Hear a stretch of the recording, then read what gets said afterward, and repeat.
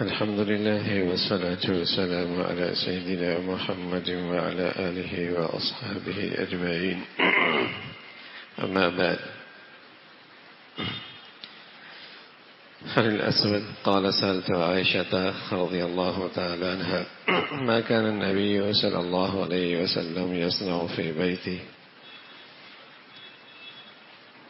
اللہ کے نبی صلی اللہ علیہ وسلم کی گھریلو زندگی اور آپ کے حسن معاشرت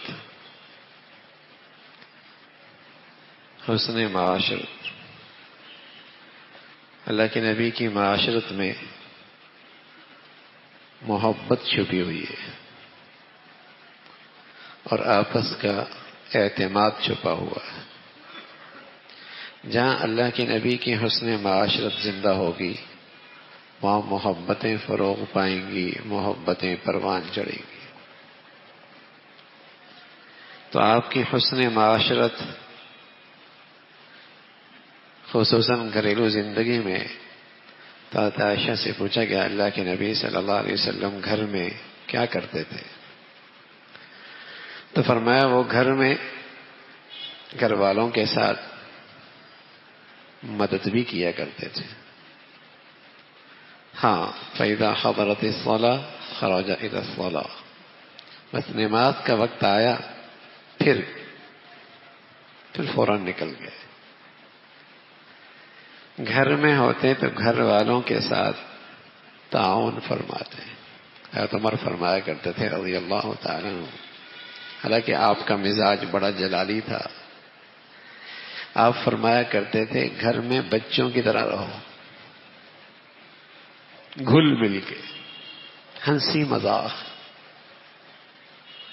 ہاں، باہر جب نکلو تو مرد بن کے مردانگی ذمہ داریوں کا احساس کر کے باہر کی زندگی گزارو. گھر میں بچوں کی طرح، بچے گھر میں ہوتے ہیں تو رونق ہوتی ہے. میاں گھر میں جائیں تو رونق ہو جائے، یہ نہیں کہ سب سہم جائیں اف کوئی ہو گیا، نہیں، سب سہم گئے پتہ نہیں کون آ گیا، رونق ہو جائے. تو رسول کریم صلی اللہ علیہ وسلم کی گھر کی معاشرت آج ہمیں اپنے گھروں میں زندہ کرنے کی بڑی ضرورت ہے. اس لیے کہ اب مزاجوں میں یہ ہے کہ اس نے ایک بات کہنی ہے تو ضرور اس نے اس کے خلاف کہنی ہے، اور جب تک تو میں نہ ہو پتہ نہیں لگتا گھر میں کوئی ہے کہ نہیں، پتہ نہیں لگتا. اس نے کچھ کہنا ہے، اس نے ضرور اس کے مخالف کہنا ہے. تو رسول کریم صلی اللہ علیہ وسلم کی معاشرت بڑی خوبصورت تھی. آپ دیکھیں حضرت صفیہ فرمانے لگی مجھے اونٹ پہ سوارا ہونا ہوتا تو اللہ کے نبی اونٹ کے قریب آتے اور وہاں بیٹھ جاتے، تو آپ اپنا گھٹنا میرے لیے سیڑھی بنا دیتے، میں اس پہ چڑھ کے اونٹ پہ سوار ہوتی. کیا انکساری ہے، کیسی دل جوئی ہے. بتائیے، امام الانبیاء ہے، اللہ کے بعد کوئی ہستی ہے تو محمد الرسول اللہ کی ہے، لیکن کیسی دل جوئی ہے.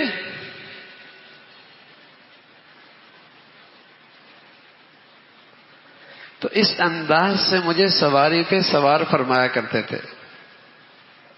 اور آپ کا ایک اور بہت خوبصورت مزاج تھا گھر کی زندگی میں، وہ کیا؟ آپ اپنے آپ کو صاف رکھتے تھے، بال پراگندہ نہیں ہوتے تھے،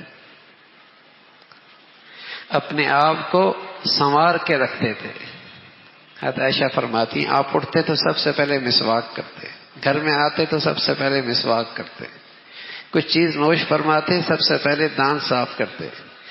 کتنے ایسے گھرانے ہیں جہاں جھگڑوں کی وجہ صفائی نہیں ہے، منہ صاف نہیں ہے. دانت صاف نہیں. اسے یہ احساس ہی نہیں کہ میں جو سگریٹ پی کے جا رہا ہوں گھر والوں کو کتنی تکلیف ہوگی اس بو سے. میں نے جو یہ نسوار رکھی ہوئی ہے یا کوئی اور چیز رکھی ہوئی ہے گھر والوں کا اس کا انہیں کتنا تکلیف ہوگی ان کو.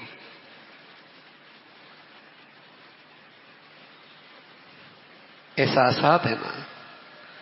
اور اس کا احساس یہ کہ عورت خوبصورت بن کے رہے تو وہ بھی تو چاہتی ہے کہ مرد اس کے سامنے مزین بن کے رہے.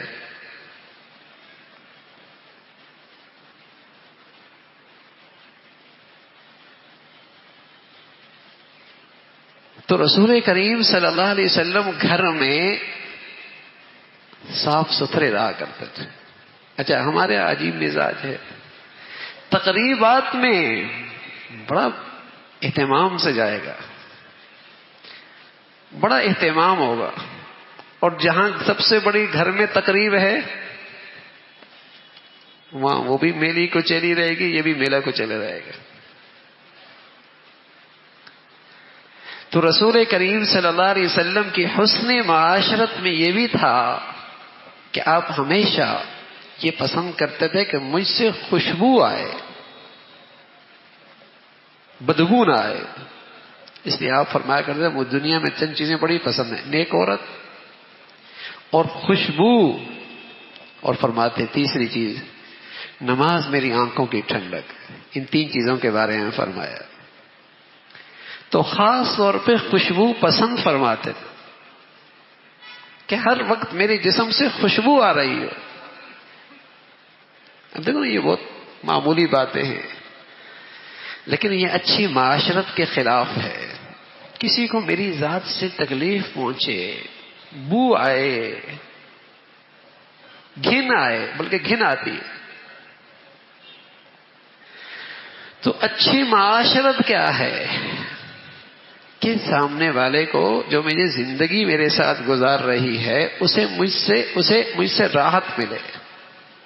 تو آپ علیہ الصلوۃ والسلام ہمیشہ خوشبو کا استعمال فرمایا کرتے تھے, بال سنوار کے رکھا کرتے تھے, کنگھی لگایا کرتے تھے, کپڑے صاف ستھرے ہوا کرتے تھے. یہ آپ کے گھر کی زندگی کا ایک انداز تھا. بالکل آپ کو یہ بات برداشت نہیں تھی کہ کوئی بو کی چیز میرے سے کسی کو ماس ہوئی. اسی وجہ سے بعض جائز چیزیں بھی آپ اس کا استعمال نہیں کرتے. لہسن پیاز کھا کے کسی کے پاس جانا آپ اسے پسند نہیں کرتے تھے. پیاز لہسن اس کو استعمال کر کے کسی کے پاس جانا آپ اس کو ترک کر دیا کرتے تھے. کسی کو بو آئے گی اور اس کو مجھ سے تکلیف ہوگی, تو رسول کریم صلی اللہ علیہ وسلم اس کا اہتمام فرمایا کرتے تھے. پھر آپ علیہ الصلوۃ والسلام اپنی گھر والیوں کے ساتھ لطیف مزے کا مذاق بھی کرتے تھے. ایک خاتون آپ کے سر میں کچھ دیکھ رہی تھی, اتنے میں اس کی سہیلیاں آ گئیں. اب وہ سہیلیاں آ گئیں تو ان سے بات کرنے لگی تو ہاتھ رک گیا. تو حضرت ان سے فرمانے لگے آنکھوں سے تو باتیں نہیں کر رہی نا, ہمارا کام بھی کرتے رہو اپنی باتیں بھی کرتی رہو. تو ایسا لطیف مذاق جس سے ان کی دل جوئی ہو, اس انداز سے رسول کریم صلی اللہ علیہ وسلم اپنے گھر والوں کے ساتھ یہ فرمایا کرتے تھے. ایک مرتبہ تو ایسا ہوا کہ حضرت عائشہ رضی اللہ تعالیٰ عنہ تھی, حضرت سودا آئی ملنے کے لیے. تو حضرت عائشہ رضی اللہ تعالیٰ عنہ نے ایک چیز بنائی, اس میں چربی ڈالی, پانی ڈالا اور ساتھ آٹا ڈالا, حلوہ سا بن گیا. تو آپ نے فرمایا, حضرت عائشہ نے فرمایا کہ کھاؤ. حضرت سودا نے فرمایا میں تو نہیں کھاتی. تو آپ نے فرمایا ایسا کرو, عائشہ نہیں کھائے گی نا تو اس کے منہ پہ مل دو. اب آپ درمیان میں بیٹھے ہیں, اس نے منہ میں مل دیا. اب جب اس نے ملا تو آپ نے سودا سے کہا تم بھی مل دو. ٹھیک. اب آپ علیہ الصلوۃ والسلام یہ سوکنوں کا معاملہ دیکھ بھی رہے اور مسکرا بھی رہے. اب دیکھیے نا کتنی بڑی ذات ہے. لیکن گھر میں کیسے رہ رہے ہیں؟ بچے بھی تو ایسے کرتے ہیں نا, چھوٹے بھی تو ایسے کرتے ہیں. تو حضور فرمایا کرتے گھر میں بچوں کی طرح رہو, بارونق بنو, بوجھ نہ بنو. گھر والے تمہارے انتظار کریں, یہ نہ ہو کہ تم آؤ تو وہ کلب چلی جائے, وہ آئے تو آپ پارک چلے جائیں, کہ کہیں ایسا نہ ہو کہ کہیں ساتھ نہ ہونے پائے. ہاں, رونق بنو گھر کی, اور وہ تبھی ہوگا جب آپ کی معاشرت اچھی ہوگی, وہ آپ کا انتظار ہو. ہاں مزہ آئے گا, گھر میں آئیں گے تو مزہ آئے گا. یہ نہیں گھر میں آئے گا تو مصیبت ہو جائے گی, سب کا موڈ آف ہو جائے گا. اچھا دوستوں میں اس کا موڈ بالکل ٹھیک ہوتا ہے, باہر اس کا موڈ بالکل ٹھیک ہوتا ہے, بس گھر جانے کی دیر ہے ایک دم موڈ خراب ہو گیا, ایک دم موڈ خراب ہو گیا, طبیعت میں سختی آ گئی, مزاج میں کرخی آ گئی. تو رسول کریم صلی اللہ علیہ وسلم کی معاشرت کیسی, سبحان اللہ. گھر میں آپ کا موڈ بہت اچھا, حالانکہ باہر آپ کے لیے بڑی بڑی تکالیف تھی, بڑی بڑی آزمائشیں تھی, اور بڑے بڑے حالات سے آپ کو گزرنا پڑتا تھا. لیکن میری اور آپ کی اماں حضرت عائشہ فرمایا کرتے تھے رضی اللہ تعالیٰ عنہا کہ جب آپ گھر میں تشریف لاتے تو مسکراتے چہرے کے ساتھ آتے, باہر کے دکھ غم باہر چھوڑ کے آتے, گھر میں ماحول بڑا خوشگوار بنا دیا کرتے, خوشگوار ماحول بنا دیا کرتے. واللہ جعل لکم من بیوتکم سکنا, گھر بنایا نا تمہیں سکون ملے نا, سکون ملے نا تمہیں. سکون کا باعث بنو گے تبھی تمہیں ان سے بھی سکون ملے گا. تم ٹینشن دو گے تو پھر تمہیں ٹینشن دی بھی جائے گی. تم پریشان رکھو گے تو پھر تمہیں وہاں پریشانی ہی ملے گی. لیکن یہ گھر کا ماحول سازگار بنانے کا طریقہ رسول کریم صلی اللہ علیہ وسلم کی زندگی سے لینا ہوگا کہ آپ علیہ الصلوۃ والسلام کس انداز سے, نرمی سے, شفقت سے اور پیار سے گھر کا ماحول بنایا کرتے تھے اور گھر والوں کی توجہ لیا کرتے تھے. ازواجا لتسکنوا الیہا وجعل بینکم مودۃ ورحمہ, کہ تم ان سے سکون پاؤ, وہ تم سے سکون پائیں. جب تک جوانی ہوتی ہے, جوانی ہوتی ہے تو یہ جوانی آدمی محبت کے پرائے میں سکون دیتی ہے. محبت کے پرائے میں ایک دوسرے کی دل جوئی, ایک دوسرے کے ساتھ مذاق. اور جب آدمی بڑھاپے میں جاتا ہے, اب تو سکون بڑا مشکل ہے بڑھاپے میں, لیکن قرآن نے کہا پھر بھی سکون ملتا ہے. وہ کیسے؟ اب وہ اس بوڑھے پہ شفقت کھاتی ہے, اور یہ بوڑھا اس پر شفقت کھاتا ہے کہ اس نے ساری جوانی میرے گھر کی دہلیز پہ قربان کر دی. تو جوانی محبت سے گزرتی ہے, ایک دوسرے سے سکون پاتے ہیں. بڑھاپا شفقت میں گزرتا ہے, ایک دوسرے کے لیے راحت کا باعث بنتے ہیں.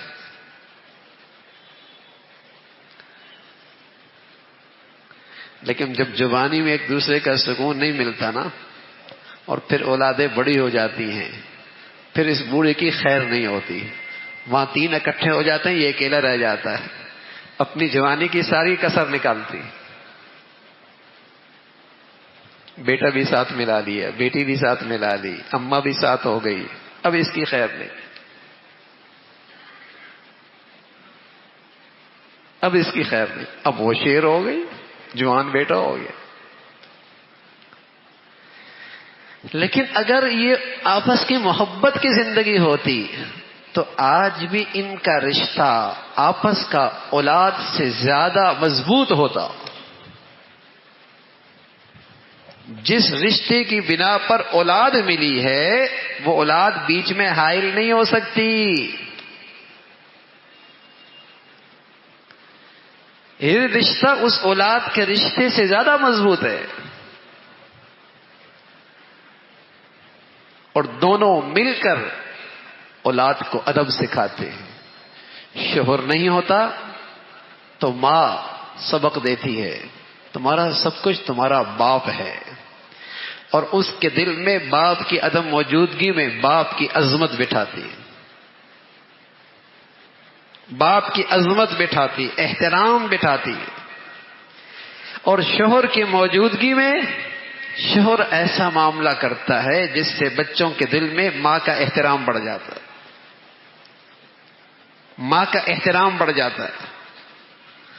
تو یہ دونوں مل کر ایک صفحے پہ آ کر یکجہتی کے ساتھ، ہم آہنگی کے ساتھ اولاد کو اللہ کا بھی اور والدین کا فرما بردار بناتے. لیکن جہاں یہاں ذرا فیصلہ ہوا اولاد کا نقصان شروع ہو گیا. تو یہ تو رسول کریم صلی اللہ علیہ وسلم کی ازواجی زندگی کی کچھ جھلکیاں تھیں کہ آپ کس انداز سے محبت بڑھاتے تھے، دل جیتا کرتے تھے، اور کس طریقے سے گھر کے اندر رونق پیدا کرتے تھے، اور کس طرح آپ علیہ الصلوۃ والسلام گھر کی زندگی کے اندر ایک مٹھاس اور ایک مزہ لے کے آیا کرتے تھے. اگلا پہلو ازواجی زندگی کا وہ ہے کہ رسول کریم صلی اللہ علیہ وسلم اپنے گھر والوں کی تربیت کیسے کرتے تھے. عام طور پہ ایک شکوہ یہ بھی ہوتا ہے، ہم تو سب ٹھیک ہوں لیکن سامنے والی ٹھیک نہ ہو تو یہ ذمہ داری بھی شوہر پہ ہے. شادی سے لے کر شادی کس بنیاد بھی کی، وہاں غلطی ہوئی تو اس غلطی کا ازالہ پھر آگے کرے. تربیت کرنی ہے، تربیت کرنی ہے، یہ ذمہ داری بھی شوہر کے ذمے ہے. تو رسول کریم صلی اللہ علیہ وسلم کی معاشرت سے، گھریلو زندگی سے دوسرا پہلو کہ رسول کریم صلی اللہ علیہ وسلم نے اپنے گھر والوں کی تربیت کا کیا اہتمام فرمایا ہے، انشاءاللہ اس کا ذکر آئے گا. اللہ عمل کی توفیق نصیب فرمائے.